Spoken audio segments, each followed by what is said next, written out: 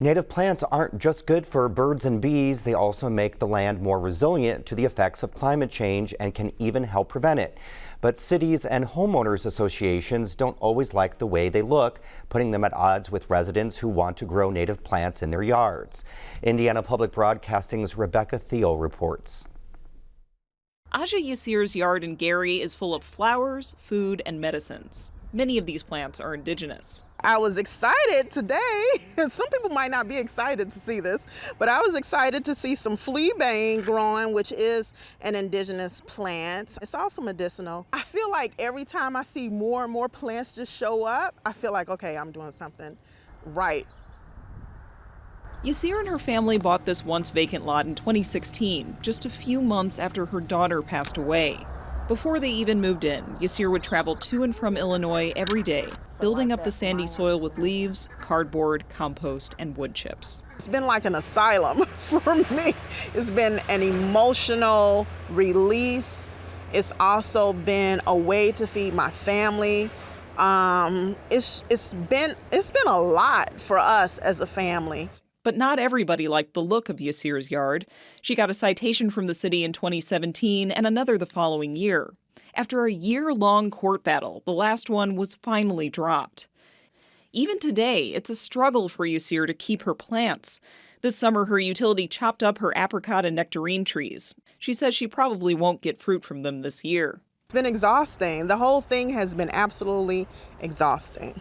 Yassir isn't alone. Some homeowners that have converted their lawns to native plants have gotten slapped with fines or even had their yards mowed without permission. The reason? Taller native plants can get mistaken for weeds. Many cities don't allow weeds to grow above a certain height, and they don't take the time to find out what's what. But native plants can have a lot of benefits for the planet. They keep the land cooler. Native plants tend to be taller, so they provide more shade. They also use heat from their environment to pull water up from the soil and out their leaves in something called evapotranspiration. So it's a process that actually removes energy from the system, thus cooling the air. It's the exact same principle as sweating. Native plants also do more to prevent flooding. Reynolds says mowed grass is all one length, so it doesn't trap water as well as native plants can during a heavy rain. Native plants also have longer roots, which keeps the soil in place and helps absorb more of that water. Those taller plants with taller roots can also trap more carbon dioxide, too. Then there's all of those high-maintenance things you need for a lawn that you don't need for native plants. They require little, if any, fertilizer, pesticides, irrigation, and of course they aren't going to require mowing. All of these inputs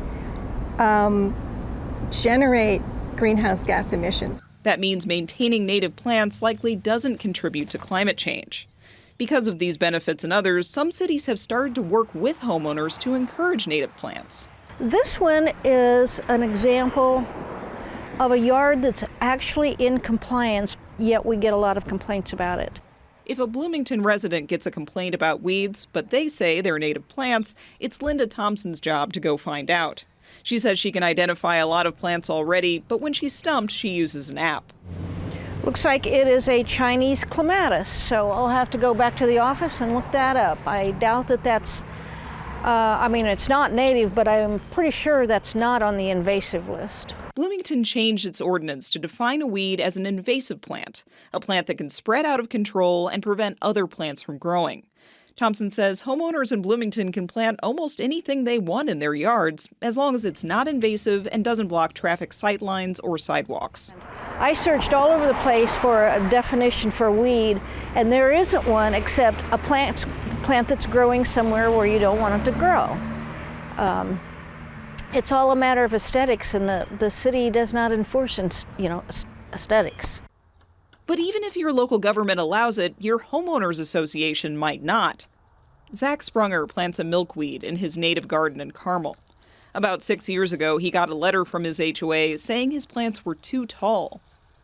Instead of freaking out and being confrontational, I just called some HOA board members and had a conversation to explain why I was doing what I was doing. And to my surprise, everyone was very open, very understanding. They came to an agreement. Now Sprunger has what he calls a mullet, with shorter native plants in the front yard and taller ones in the back. The idea is any of our neighbors walking along the sidewalk would just see a normal house. Sprunger also joined the HOA board and works to put native plants in common areas around the neighborhood. Still, only a handful of HOAs and local governments in the state are encouraging native plants. In order to see more, Ajay Yasir says Hoosiers will have to change their ideas of what a residential yard can be. If I were thinking of a utopian world, everybody would be growing their own food, people would be trading food, and it would just be beautiful. You wouldn't have abandoned places because you would find use for abandoned places, you know? So, but it starts with the people. For Indiana News Desk, I'm Rebecca Thiel.